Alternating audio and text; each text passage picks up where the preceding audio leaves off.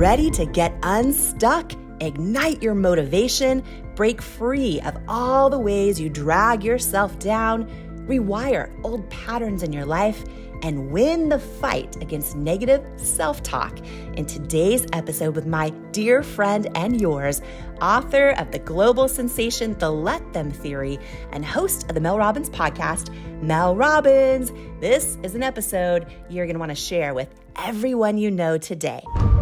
Every single human being on the planet is capable of changing their life, of creating a better life, of discovering something more inside themselves. You are capable of it. The question is, will you? I don't feel sorry for anybody. I don't feel sorry for myself. I don't feel sorry for you as you're listening to this, because if you feel sorry for yourself or you feel sorry for somebody else, you literally have the opinion that they are incapable of changing where they are. And that's just not true.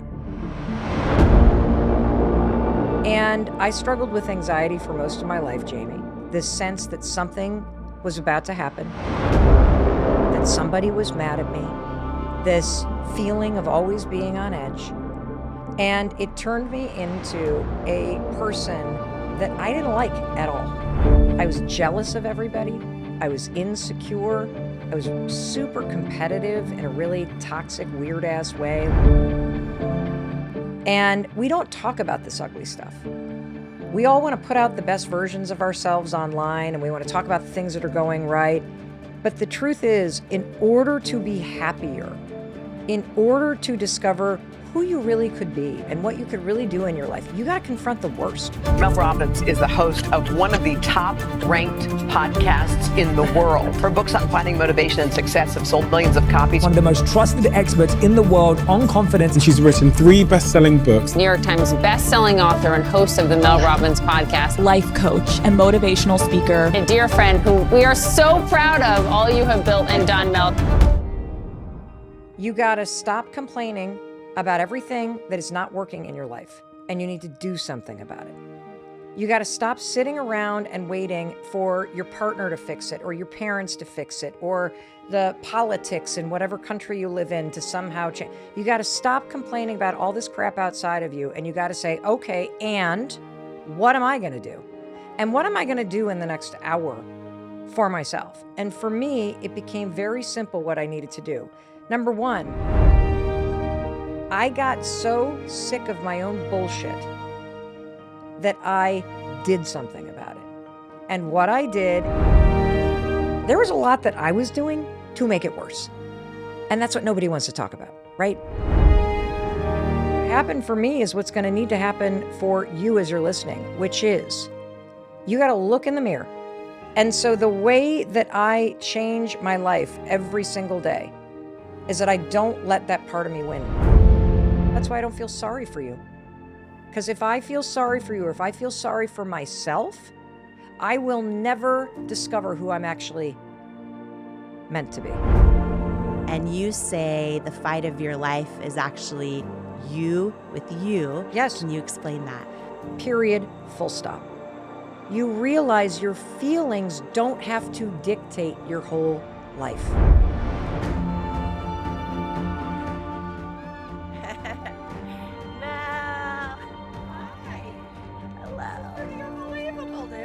Unbelievable. I can't believe the gardens.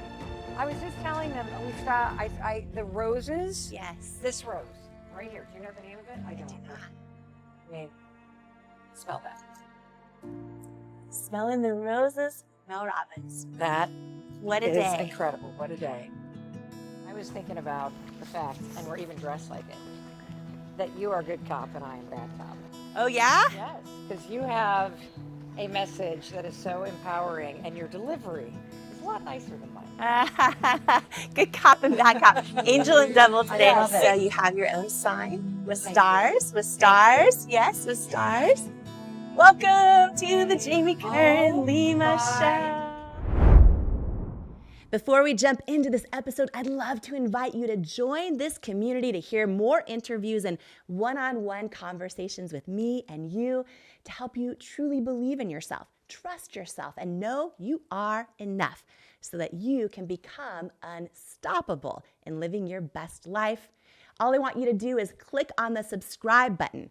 I love your support. It's incredible to see your comments and how many of you are, sharing these episodes with everyone else. And I'm just so grateful to be here for you. And I'm so excited to go on this journey with you. So thank you for subscribing. It means so much to me. Who you spend time around is so important, as energy is contagious, and so is self-belief. And I'd love to hang out with you even more, especially if you could use an extra dose of inspiration, which is exactly why I've created my free weekly newsletter that's also a love letter to you, delivered straight to your inbox each and every Tuesday morning from me. If you haven't signed up to make sure that you get it each week, just go to jamiekernlima.com to make sure you're on the list, and you'll get your One-on-One with Jamie weekly newsletter and get ready to believe in you. If you're tired of hearing the bad news every single day and need some inspiration, some tips, tools, joy, and love hitting your inbox, I'm your girl. Subscribe at jamiekernlima.com or in the link in the show notes. In life, you don't soar to the level of your hopes and dreams. You stay stuck at the level of your self-worth. When you build your self-worth, you change your entire life. And that's exactly why I wrote my new book, Worthy: How to Believe You Are Enough and Transform Your Life for You. If you have some self-doubt to destroy and a destiny to fulfill, Worthy is for you. In Worthy, you'll learn proven tools and simple steps that bring life-changing results, like how to get unstuck from the things holding you back, build unshakable self-love, unlearn the lies that lead to self-doubt, and embrace the truths that wake up worthiness, overcome limiting beliefs and imposter syndrome, achieve your hopes and dreams by believing you are worthy of them, and so much more. Are you ready to unleash your greatness and step into the person you were born to be? Imagine a life with zero self-doubt and unshakable self-worth. Get your copy of Worthy, plus some amazing thank you bonus gifts for you at worthybook.com or the link in the show notes below. Imagine what you'd do if you fully believed in you. It's time to find out with Worthy. Welcome to the Jamie Kern Lima Show. Oprah, how have you defied the odds? Her show is unlike any I've ever done. A revelation. When you listen, it feels like a hug, but your brain and your spirit and your heart is like, wow. Melinda French Gates. When I look into Jamie's eyes, I feel like I am on some other cosmic level with her. I could see the light around her. She's infused with light. Imagine overcoming self-doubt, learning to believe in yourself and trust yourself and know you are enough. Welcome to the Jamie Kern Lima Show. Jamie Kern Lima is her name. Everybody needs Jamie Kern Lima in their life. Jamie Kern Lima.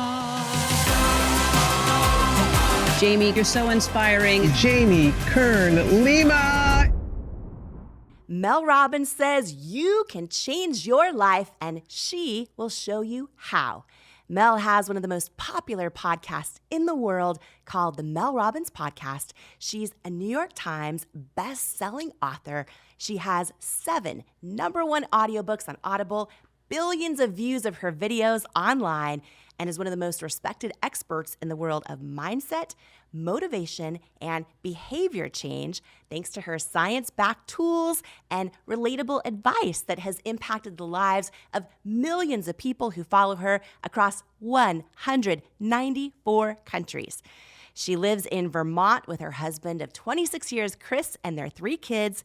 She's also my dear friend, a really great roommate on trips, one of my favorite people to have at slumber parties, and the best wedding singer I've ever had the privilege of hearing in person. Mel Robbins. Welcome to the Jamie Kern Lima Show. Jamie, if you ask me to sing, I'm going to kill you. You are the best, hands down, that I have ever seen. So what Jamie's talking about is we were at this friend's wedding, and my husband, Christopher Robbins, and I have been married for over 26 years. And at our wedding, our cousins sang us this crazy, hilarious song they made up to the 12 days of Christmas, only they put in wedding advice. And I have to preface this by saying I am the world's worst singer. If you are standing next to me in church when everybody grabs those, those hymnals and stands up, people take a giant step to the left or the right when I start singing. So I have the gift of gab. I do not have the gift of song. And so Jamie, we stood up in front of hundreds of people, Chris and I did, most of whom we didn't know, and sang the song that goes on for quite a while. Horrible voices to the point where people laugh at you because of how you sound. But there's a lesson in this. And the lesson is don't wait to be good at something. Amen. Before you do it. Do not hold yourself back from looking like an idiot in front of other people. Yeah. If what your intention is to show how much you care about somebody. Like oftentimes we think that giving somebody the best present or giving somebody the most beautifully sung song is the single best thing that you could do. It's the best way to show somebody. The size of the gift, the beauty of the song, that is not what somebody actually feels. It's the heart that goes into it. And you forget that. And you also forget that in order to tap into that heart and that soul inside of you, it is going to require you to do things that you do not feel like doing. And I never feel like doing that singing toast when we were about to do it, because I'm like, oh God, here we go. Well, as a person sitting there enjoying that, what I loved so much, I always say this, that the best dancer on the dance floor is never the most technically trained. It's always the person who most fully commits, right? Like at any company party or like the person who most fully commits on the dance floor. And you and your husband, Chris, fully committed to this song. You had the entire venue just like in the palm of your hands along for the ride. It was so funny, so beautiful, and your whole heart was out there for our friend's wedding. It was beautiful. One of my favorite, it was like a highlight of the trip. So can we stay on this theme for a second? Yeah, let's of the do it. dance floor? Yeah, of course. Because I'll tell you something that really just, it's something that every human being has experienced. And it's that moment at a wedding, right after the first dance, where the band kicks up or the DJ starts just dropping the hits. And there is this hesitation. Yes. And that is an incredible metaphor for life. That there are these moments that are available to you every single day. And there are people that are willing to jump out of their seats or wheel themselves in their wheelchair or grab their cane and just kind of wobble out there to jump into life. And then there are people that sit on the sidelines in the chairs and tell themselves a story that I'm not a good dancer, my back hurt, this, that. And they don't participate in their own life. And this is not about dancing. It's about whether or not you even allow yourself to jump into experiences where you might learn more about yourself, where you might discover more about who you are, where you might surprise yourself and actually enjoy something that you've never tried before. And these opportunities are absolutely everywhere, all day long. And so I often, as I'm one of the first ones on the dance floor, notice how many people are still sitting in their seats watching other people dance. You're so great about doing this. I've been on flights with you, And you'll be the one that just will pause the conversation and say, look at this view. Just look out this window. Look at this view, right? And so many of us, we're sort of going through life on autopilot, and the view could be just how great our coffee mug feels in our hands, but we're missing out on it, right? Just from not kind of like feeling alive, that sense of aliveness. Yeah, you know, I get really frustrated with people, honestly, because, and maybe frustrated is the wrong word. I mean, I'm in an era of, I don't feel sorry for anybody. I don't feel sorry for myself. I don't feel sorry for you as you're listening to this, because if you feel sorry for yourself or you feel sorry for somebody else, you literally have the opinion that they are incapable of changing where they are. And that's just not true. Every single human being on the planet is capable of changing their life, of creating a better life, of discovering something more inside themselves. You are capable of it. The question is, will you? And you use the example, you know, we were on a plane yesterday and we were flying, and as we were approaching California, there was this really interesting moment, because if you looked out the window and the sun was setting in California, but we were still like 90 minutes away from California. So I don't know what the hell state that is, but there were a lot of mountains there. And at the very tippy top of the ridge, the sun coming from is setting in the west, all the way over there. The angle of it was only hitting the tip of the mountain, and everything beneath it was dark. And it was just magical. And if you are so caught up in your head, and if you are so caught up in your own crap, you are missing these moments that happen every single day to drop into your life, to drop into your moment. The happiness that you're seeking is not out there on top of that mountaintop someday. There are ways for you to bring small amounts of grace and joy and movement and change into your life right now. And that's the message nobody wants to hear. Nobody wants to hear that there's no hack. There's no shortcut. And one of the reasons why I am constantly hammering this idea on Instagram and on social media and in my podcast every single day.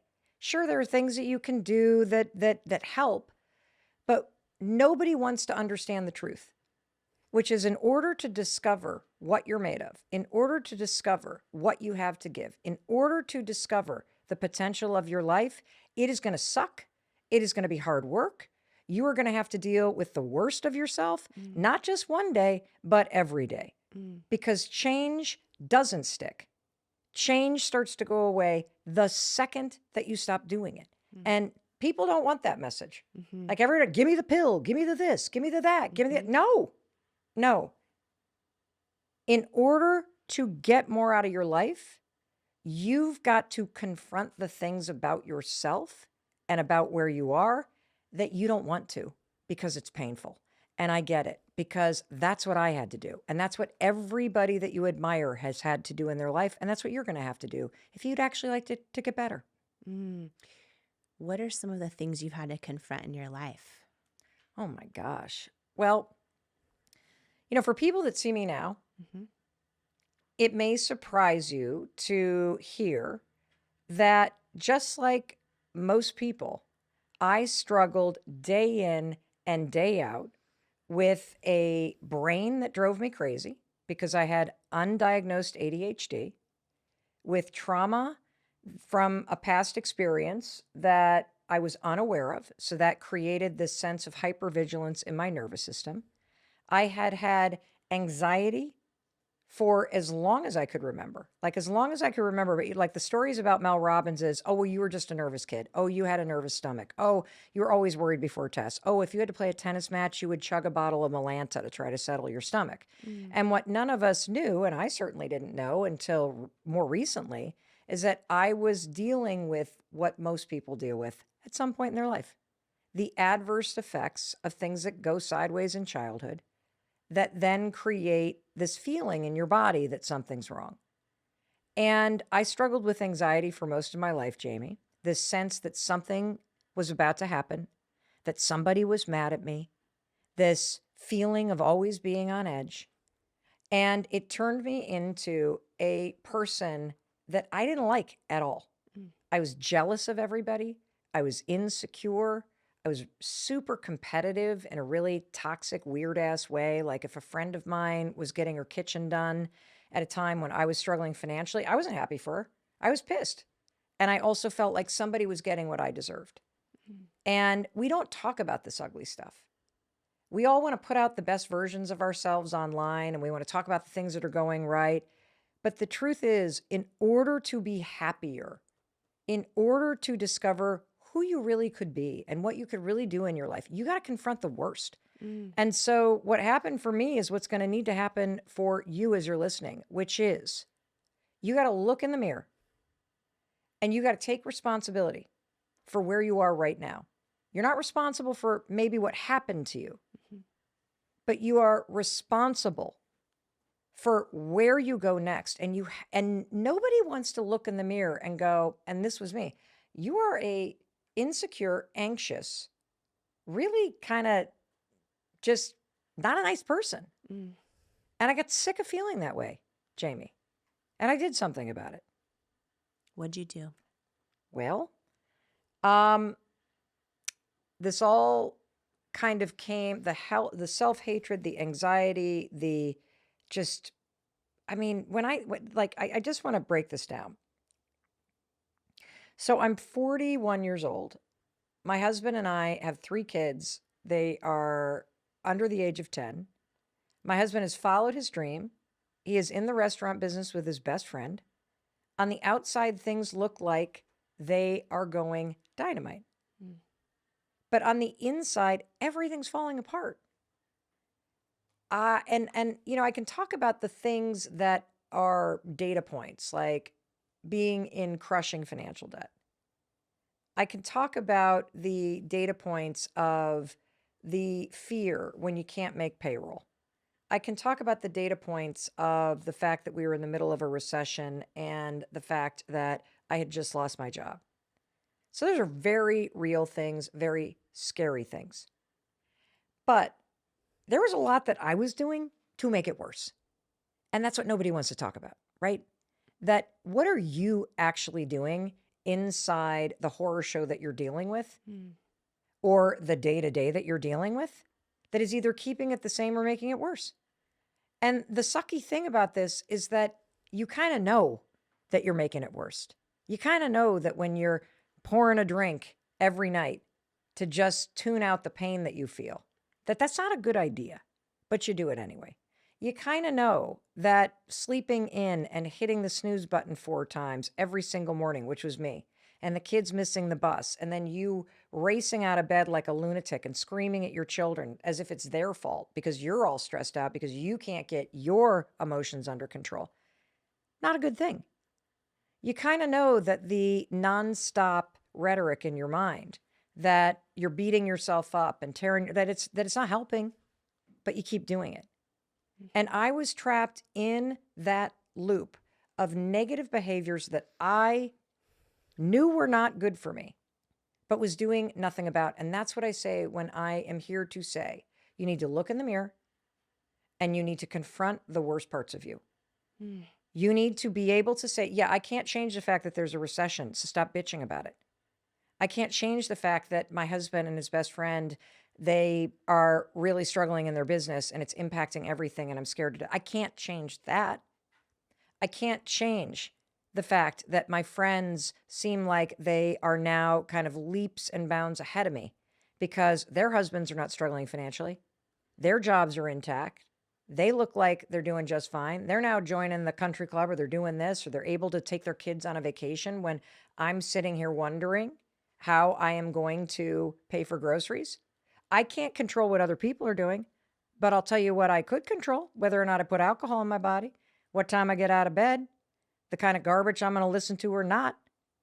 And that's what happened in my life. I frankly got really lucky because I got so sick of my own bullshit that I did something about it. And what I did, and it's the dumbest thing, and this is what people don't want to, this is what gets me like all hot and bothered, is that it's actually simple, not easy.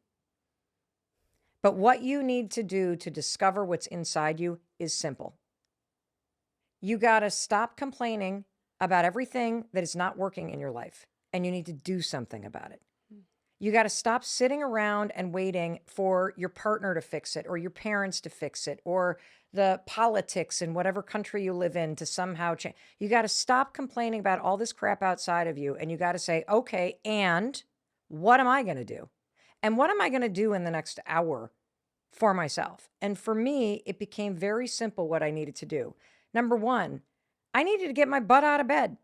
Instead of laying there like some sad sack, feeling sorry for myself, staring at the ceiling, wishing my debt would magically go away or my husband would magically fix all this shit, I needed to do something. And since the only thing that I could do in that moment was to either lay there, right? Because you're sitting here, you know that laying here is not a good thing. You know that hitting the snooze button is going to put you even further behind. You know you're going to be even more exhausted when the alarm goes back off, and now you're going to be scrambling because you've been doing this and doing this and doing this and doing this and doing this every morning. You know how this plays. You know how this story ends. And so in that moment, the simple truth is that as I'm laying at the ceiling, as I'm wanting to hit the snooze button, why? Because I'm $800,000 in debt. I hate my fucking husband. I think this is all his fault. I don't know how to get out of this mess. I am now in the cyclone going down the toilet mentally. And I have to take responsibility for something.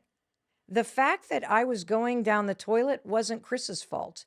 It wasn't the fault of the recession. It wasn't because of the debt. It was because I did that to myself. And a lot of you are going to hear that and be like, but. Got it. Are all those buts helping you heal? No. And I'm going to say this again. I don't feel sorry for you because I know you can change. And if I feel sorry for you, that means there's no hope. And there's always hope. And so the thing that changed for me, Jamie, is I started to, 5 seconds at a time, confront the worst parts of me. And every morning, the worst part of Mel Robbins, and it is still true to this day, is that when that alarm rings, it is not the 55-year-old Mel Robbins that is laying in that bed. It is a version of me from the past that feels sorry for herself, that feels this anxiety in her body, that doesn't want to disappoint anybody. That's who's there. And so the way that I change my life every single day is that I don't let that part of me win. And so if we go back to a Tuesday morning in February in 2008 outside of Boston, Massachusetts, I'm $800,000 in debt. I am a sad, miserable, insecure, negative, frustrated piece of garbage. Like that's the kind of person I was because I was not taking responsibility for my life. And I'm not calling you that as you listen to me. I'm calling myself that because I don't respond well when I try to be soft with myself. I'm the kind of person that's like, cut the crap, Mel. Enough. Really? You want to change your life? Prove it. Don't sit there and tell me. Don't sit there and wish. Don't sit there and like mainline all this crap, read all these books. Prove it. And so February, Tuesday morning, the alarm goes off. The insecure version of me is right there. The one that wants to blame Chris, the one that wants to feel sorry, the one that, I regret that. I don't feel like it. It's cold. I go to hit the snooze button. Why? Because that's the insecure part of me. I want to avoid dealing. I want to make it somebody else's problem. I want to be mad that this is the way things are instead of actually changing it.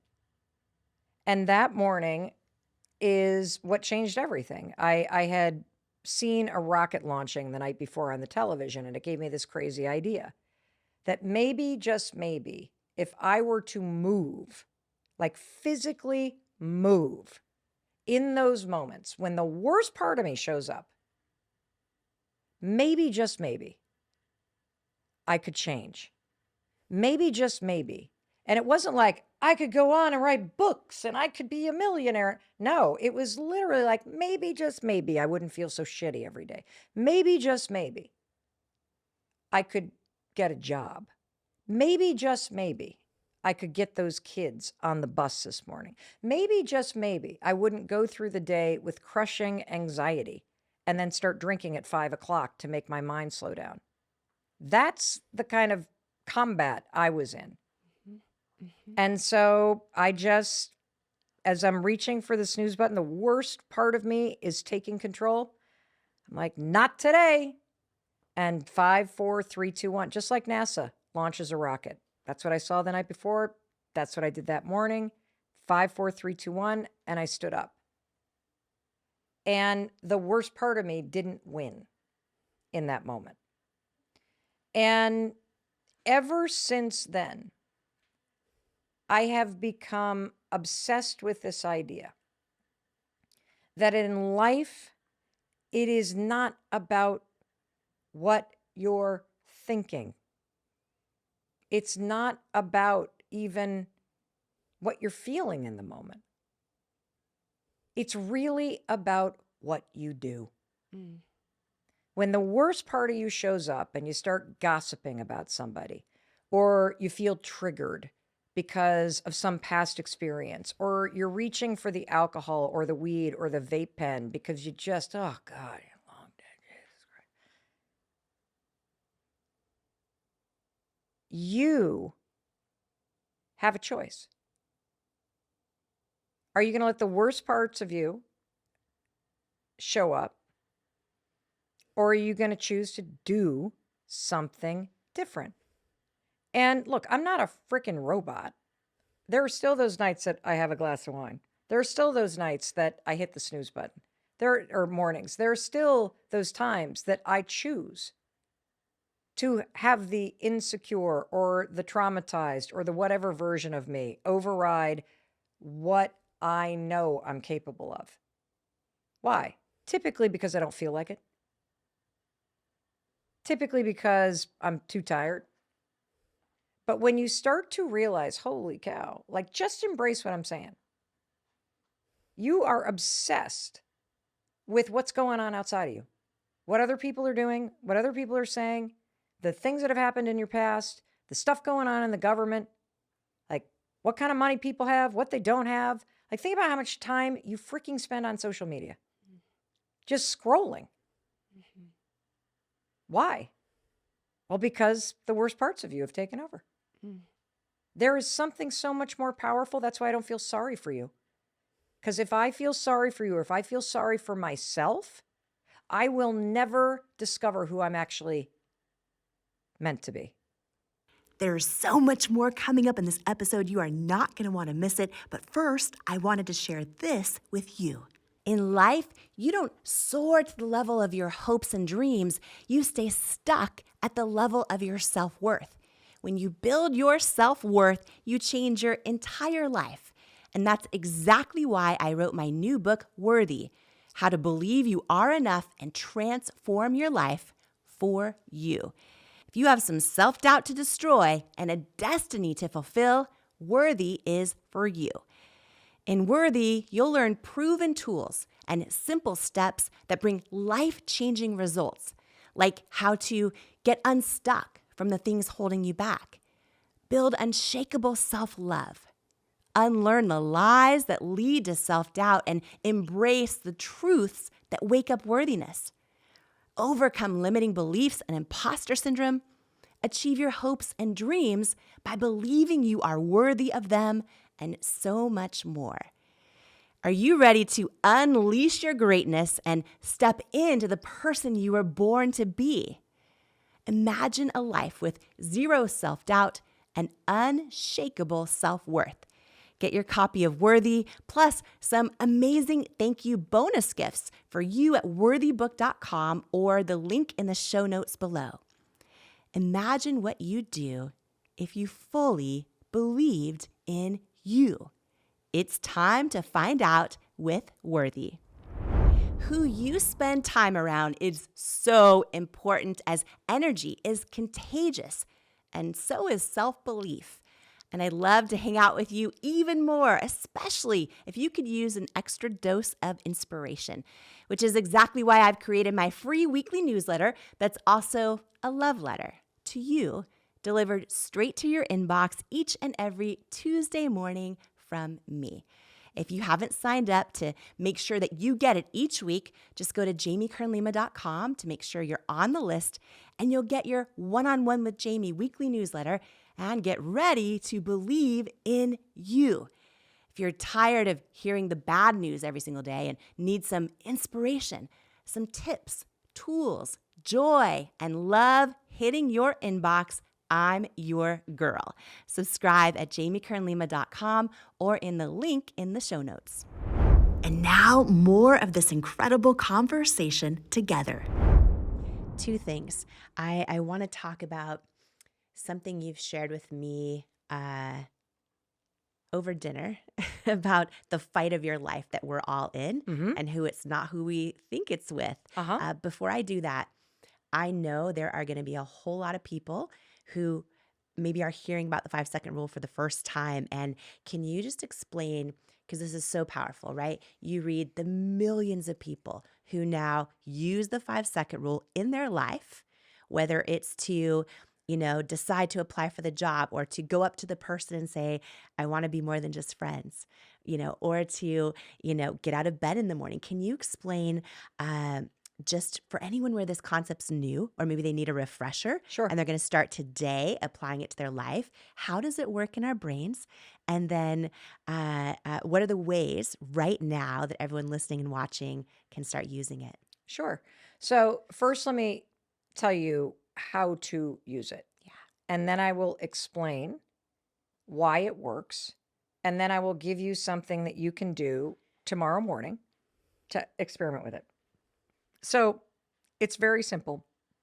In moments where you should do something or could do something that is probably aligned with your better self, and I'll give you an example. You're sitting there and you're scrolling on your phone and you realize, oh my God, I just spent 30 minutes looking at Instagram. It's stupid. What do most of us do? We keep scrolling. Yeah. You have the thought pop in your head, oh, I really should get my steps in. What do? You sit on the couch. Yeah. And so the 5-second rule is for those moments where you are thinking, or you have this moment of inspiration. You're sitting in a meeting at work and you have something to contribute, something you want to say in a meeting. And then you stop and you hesitate and you're like, and you say nothing. And here's what you do. In that moment, just silently count to yourself 5, 4, 3, 2, 1, and then do it. And here's why this works. The reason why it works is because if you think about something for longer than 5 seconds, your brain moves from the conscious thinking into the subconscious and automatic parts of your brain. And so you are no longer, if you just are sort of thinking about something, in control and present. You are now in the region of the brain where all of your habit loops and patterns are. This is where procrastination, where anxiety, where self-doubt, all that stuff lives in there. And I'm going to explain this in a way that I think absolutely everybody will really get. So I think Nike probably has the most famous tagline in the world, right? Just do it. Just do it. And if I asked you, just do it, what is the most powerful word of those 3 words? What do you think the most powerful word is? Just. Just. And I'm going to tell you why. Imagine if Nike's tagline had been, do it. Is that empowering? Not really. It's kind of like an order or a command. Just do it. Acknowledges the universal moment of hesitation that is there for everybody. Whether it's that moment at a wedding where that song plays and you're either going to get on the dance floor or you're going to sit in a chair. There's a moment where you sit and think. If you're an athlete standing on the sidelines, if you're at the free throw line and you're hesitating, there is a moment for all of us. You're sitting in a meeting and you're wondering. You see somebody that is kind of interesting and you want to go talk to him. And what do we do as human beings? We hesitate. Nike understands that what is stopping you is not fear, it's hesitation. Because the second you hesitate, you are now thinking about it, which is where the fear comes in. And so by saying, just do it, they're saying, I know you're sitting there on the sidelines. Freaking let's go. And when they acknowledge the hesitation, they acknowledge your humanity. And they're saying, come on to the dance floor. Get your butt out of bed. Say something in that meeting. I know you're sitting there wanting to do it. And that's why I don't feel sorry for you, because I know you are. And I want you to. But I can't do that for you. And that's why every single day I show up and I confront the worst parts of me. I do that for me. But it's also why I'm constantly talking about it when I'm on the podcast or in the books or meeting people in real life. And so how can you use the 5-second rule? Because what I'm doing is I am handing you a tool. We now know why it works. I invented it by accident. I invented it out of desperation. I'm just as shocked that this thing got me out of bed as anybody else is when they first try it. But what we now know is that counting in itself is an action. So when you're sitting there and you are, let's just use the example of getting out of bed. You're laying in bed. We've all had those mornings where the alarm goes off. You know you need to get out of bed. And you lay there and you think about it, right? As you're thinking about it, like you're losing power. And the longer you think about it, the less likely you're going to do it. And so when you start counting 5, 4, 3, 2, 1, you have to count backwards. It does not work if you count up. And I'll explain the science in a minute. When you start counting backwards, 5, 4, 3, 2, 1, first of all, it's an action. Second, you made a decision to use it, which means you actually don't want to stay in bed. And third, by the time you get to 1, 5, 4, 3, 2, 1, you have moved your brain from the subconscious thinking state into the conscious state, and you get to choose what happens next. So it's like the very first domino that tips, and it's a super easy one. So it also taps into the power of momentum. That's why it works. And if you want to try it out in your life, the easiest way to do it is set your alarm tomorrow morning. And if you're the kind of person that just springs out of bed, set it for a half an hour earlier. And when that alarm goes off, you're going to notice something. You would rather be in bed. You don't feel like getting up. And all you're going to do is go 5, 4, 3, 2, 1, throw the sheets off and stand up. And you're probably going to hate every minute of it. And it works. Absolutely it works. Absolutely it works. The only reason why it wouldn't work is because you don't use it. The number of people who have shared their stories on how this one tool has impacted their life. The moment, there's been many moments, but this one moment, the first time I saw it, I literally, like it's hard to even hold back tears seeing it, where a woman walks into an elevator and shares with you what about the 5-second rule? Well, you've had many moments, but there's one in particular where she had just lost her dad. Yeah. So I had just gotten off stage in Atlanta, and I was speaking for Compass, which is a big real estate company. And we were back in the kind of back of the house of a big hotel convention center. And we're getting into a freight elevator. And I'm with a couple people from my team and a couple people from the client, and we're going to head down. And all of a sudden, this woman comes running onto the elevator.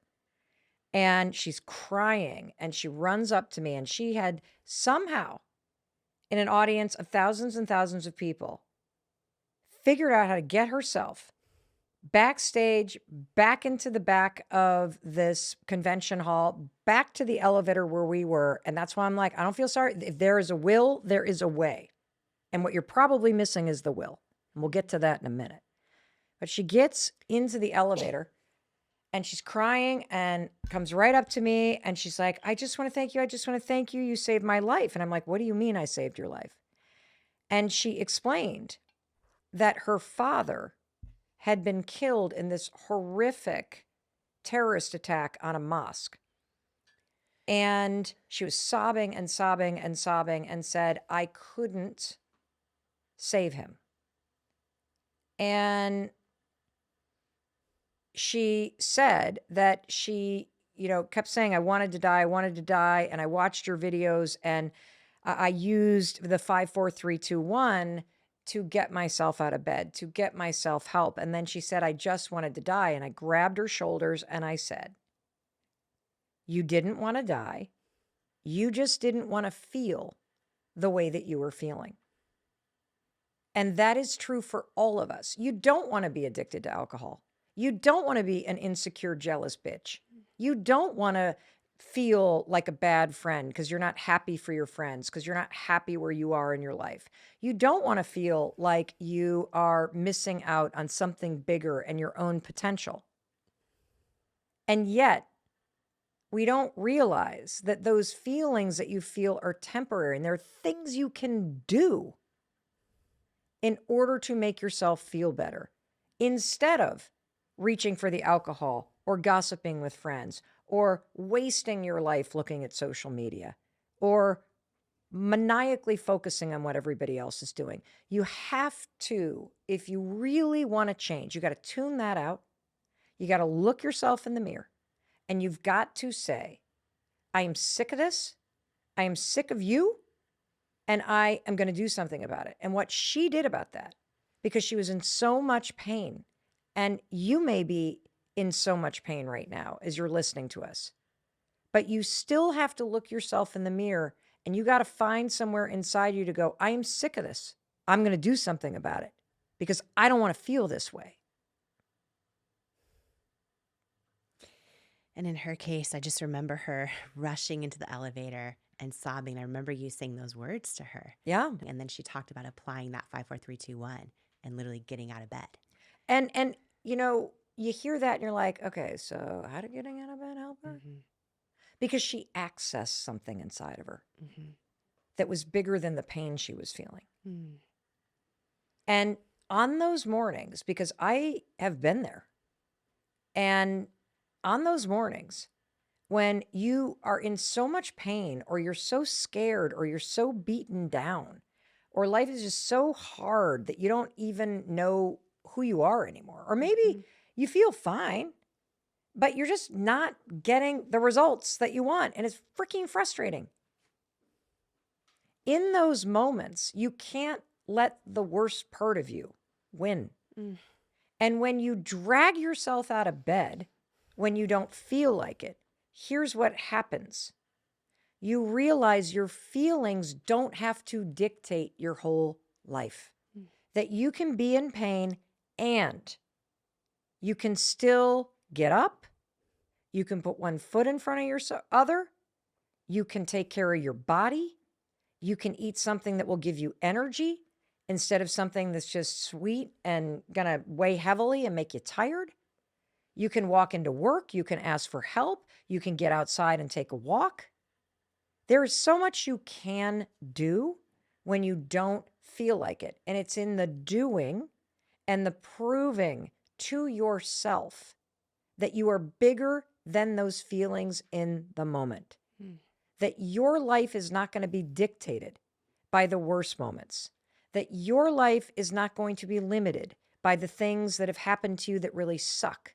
But that your life is going to be determined by the things you do every single day to confront the worst sides of you, which are those feelings and those insecurities and the anxiety that you feel. And for anybody that struggles even with something like depression, depression's lying to you.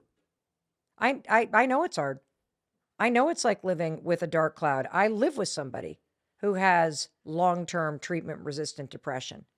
And I'll tell you, one of the things I'm the most proud of Chris is that day in and day out, that man rolls out of bed at 5:15. He does his meditation. He goes for that walk outside. He does not drink. He eats his clean foods. He works on himself. Does he feel like it? No. But that is what he's doing every single day, because you want to know what? Change doesn't stick. Does not stick. We all want it to stick. It does not stick. Because the second you stop doing those things every single day, guess who comes back? The worst side of you. I want to ask you about that. This is going to go deep for everyone listening, even deeper, even deeper. But this is such a powerful thing that you've said that I think is really going to hit home for a lot of people. Because sometimes people think, they're in a fight with someone else, or that they're competing with their future potential. And you say the fight of your life is actually you with you. Yes. Can you explain that? Yeah. So, for a long time, I personally was the kind of person that was very up everybody else's business. What are they doing? What are they doing? What do they have? What kind of, they got that car. Oh, this, that, the other. And I was measuring my life against all the things happening on the outside. And that wasn't helping.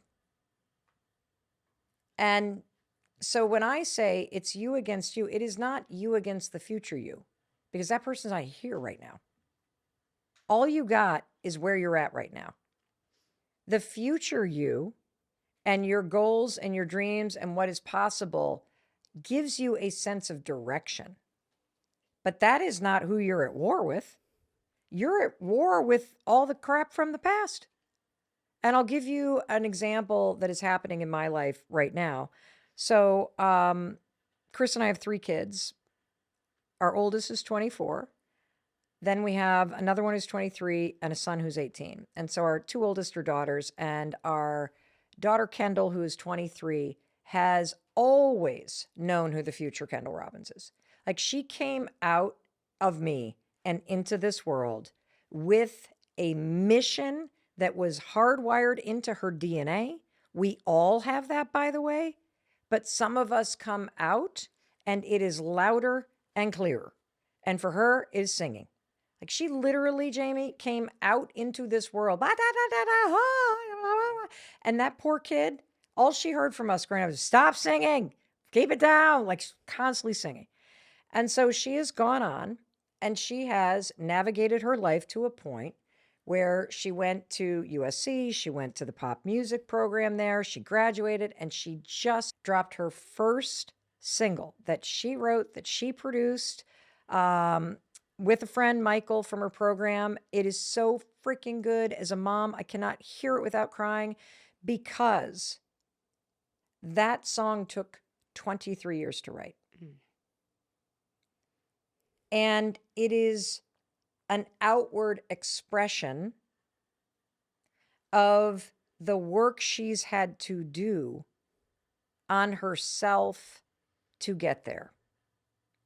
And we were having this conversation the other day, because as she was getting closer and closer to this song coming out, I noticed she was not promoting it on social media.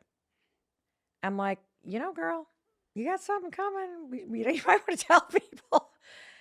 And we got into this whole conversation about how she was worried that her friends would think she was being all braggy or this. Like, she was worried about what people would think of her promoting some good part of her life. Now, just stop and consider this in your own life, because we all do this, right? Mm-hmm. You can't accept compliments. You've got a new real estate business and you don't tell anybody about it because you're worried that they're going to unfollow you on social media. You want to become a coach and you don't tell your friends you're doing it because you're worried what they're going to think. And it's kind of surprising, because if they're your friends, you would think that they would cheer for you, but it's not about them. It's about you. And that's where this goes deeper. So let's take the example of my daughter. When she goes to post about this new song, who is keeping her from posting? She is.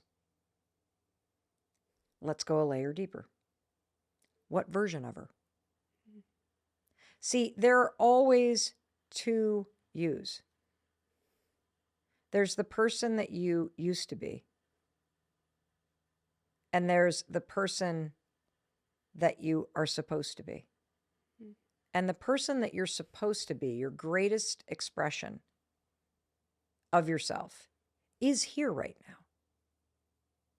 And the only thing on this planet that is keeping the greatest expression of you in this moment, whatever that means, and on some mornings it means just getting your ass out of bed. The only thing, the only person that is keeping that version of you from showing up today is the old you. And so I said to Ken, let's identify who that is. Like, where are you stuck?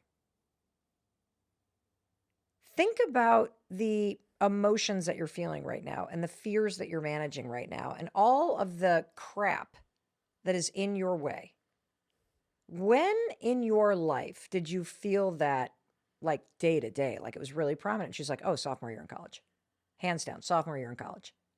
Because sophomore year in college, this guy broke up with me.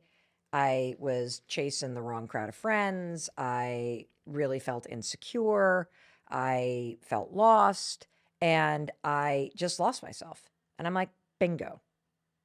Here's the war you are going to fight every damn day of your entire life. Every single day. It is you against the sophomore in college version of you. Period. Full stop. And when she saw it that way, she kind of laughed and she's like, you're right. I'm being totally ridiculous. And I'm like, exactly. Exactly. And so when you can think about yourself and you think about the worst parts of you that always show up when you don't want it to show up, that's going to happen every day. It's always going to be there chirping in your ear. I don't think it ever goes away because it's been in your DNA and in your brain for so long that it's going to come back like some dumb voicemail that you saved and it's going to be right here. And that's what you're fighting. And, you know, I've got a couple worse versions of me. I've got the version for me when I woke up when I was 10 years old. I woke up in the 4th grade, big family kind of ski trip, lots of other families. And I woke up with another kid on top of me in the middle of the night. And that next morning, you know, just 10-year-old brain, I woke up in a full trauma response, like panic stricken. And here's the screwed up thing about the way that the human body and brain and nervous system is designed. When we are little, we do not have what psychiatrists and neuroscientists call the ability to attribute something to other people. And so I woke up, Jamie, 10 years old, having just had this terrifying experience. And it wasn't even that serious what this kid did to me, like on the scope of things that happen to human beings. But for my body, it was life-threatening. And so I had this experience of waking up at the age of 10 and immediately thinking that I had done something wrong. Immediately thinking danger. And immediately wanting, the only thing I wanted to do was to take those covers and pull them up over my head because I didn't want to go downstairs to the kitchen where that guy was. And I certainly didn't want to go down and see my mom and like cause a ruckus if I told her, even though I knew that she would hit that kid into next week. You know, like you do not tell a farm gal that somebody hurt your kid because they will like go off, right? And so I just wanted to hide. And I have been fighting that version of me ever since. And I didn't even know it. That is who is there. That was the person that was there when I woke up this morning. I don't want to get out of bed. Somebody's going to be mad at me. Did I sleep in too late? It's just so hardwired. And so how do I show up in that moment? 5, 4, 3, 2, 1. I don't let her win. And then there are the versions of me, Jamie, that show up where I was lost and insecure. And when I get insecure, I think this is what was modeled with my upbringing in terms of my caregivers. A lot of jealousy of people. A lot of snarkiness, a lot of people over there versus us. And I, of course, absorbed it because that's what you do. That's human beings are designed to learn patterns. It's not good or bad. It is what is. Mm-hmm. And so when I say it's you against you, and it's not you against the future you, it's you against the worst part of you, an old you that's not going anywhere. But for whatever reason, this is how you came into the world. This is the programming that you were given. And there's a reason, because your destiny in this life is to confront it and to outwork it. That is what you're doing.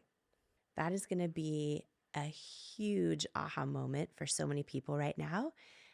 Because a lot of times we're in moments in the day, like you're describing, you don't want to get out of bed, or you want to pull the covers up over your head, and you are realizing, oh, wow, that is the 10-year-old response. And waking up thinking someone's mad at me, something's wrong, I'm going to get, all of that.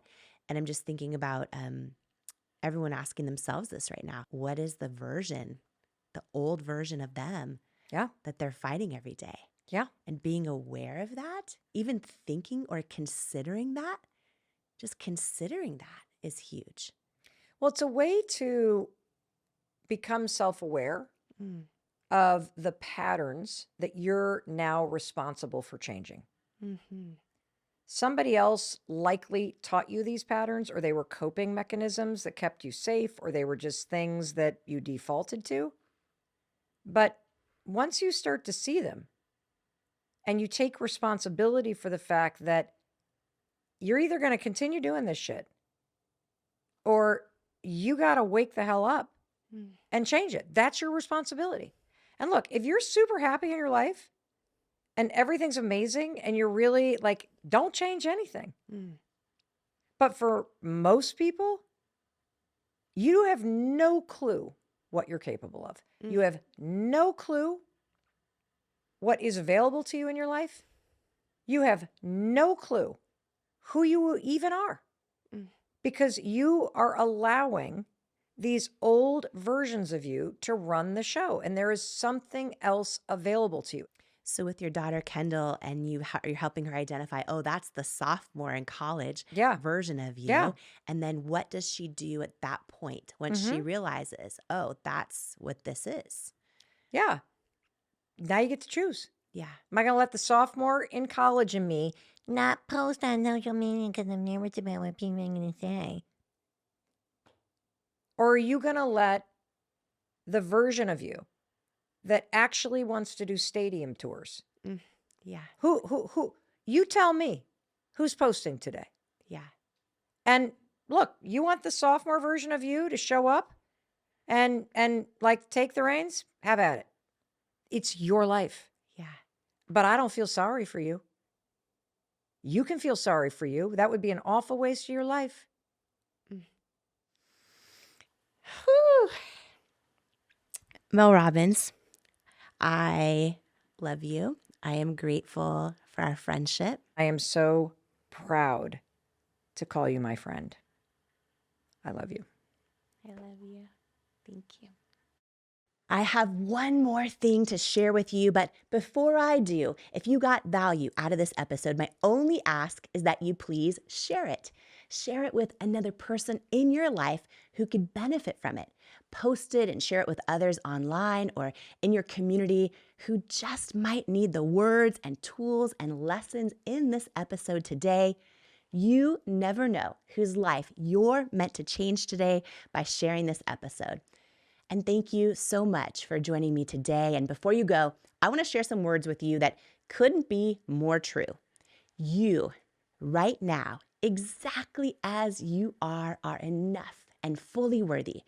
You're worthy of your greatest hopes, your wildest dreams, and all the unconditional love in the world. And it is an honor to welcome you to each episode of the Jamie Kern Lima Show. Here, I hope you'll come as you are. Heal where you need. Blossom what you choose. Journey toward your calling and stay as long as you'd like, because you belong here. You are worthy. You are loved. You are love. And I love you. and I cannot wait to join you on the next episode. This is the Jamie Kern Lima Show. In life, you don't soar to the level of your hopes and dreams. You stay stuck at the level of your self-worth. When you build your self-worth, you change your entire life. And that's exactly why I wrote my new book, Worthy: How to Believe You Are Enough and Transform Your Life for You. If you have some self-doubt to destroy and a destiny to fulfill, Worthy is for you. In Worthy, you'll learn proven tools and simple steps that bring life-changing results, like how to get unstuck from the things holding you back, build unshakable self-love, unlearn the lies that lead to self-doubt, and embrace the truths that wake up worthiness, overcome limiting beliefs and imposter syndrome, achieve your hopes and dreams by believing you are worthy of them, and so much more. Are you ready to unleash your greatness and step into the person you were born to be? Imagine a life with zero self-doubt and unshakable self-worth. Get your copy of Worthy, plus some amazing thank you bonus gifts for you at worthybook.com or the link in the show notes below. Imagine what you'd do if you fully believed in you. It's time to find out with Worthy. Do you struggle with negative self-talk? Living with a constant mental narrative that you're not good enough is exhausting. I know because I spent most of my life in that habit. The words you say to yourself about yourself are so powerful. And when you learn to take control over your self-talk, it's life-changing. And I wanted to give you a free resource that I created for you if this is something that could benefit your life. It's called 5 Ways to Overcome Negative Self-Talk and Build Self-Love. And it's a free how-to guide to overcome that negative self-talk, to build confidence and develop unshakable self-love so that you can dream big and keep going in the pursuit of your goals. Don't let self-sabotaging thoughts hinder your progress any longer. It's time to rewrite the script of your life, one filled with self-love, resilience, and unwavering belief. If you're ready to take charge of your narrative, build unwavering confidence, and empower yourself to persevere on the path to your dreams, you can grab your free guide to stop overthinking and learn to trust yourself at jamiekernlima.com/resources or click the link in the show notes below. It's such an honor to share this podcast together with you. And please note, I'm not a licensed therapist, and this podcast is not intended as a substitute for the advice of a physician, professional coach, psychotherapist, or other qualified professional. If you loved this episode with Mel Robbins, you are going to want to watch this one right here. Click here.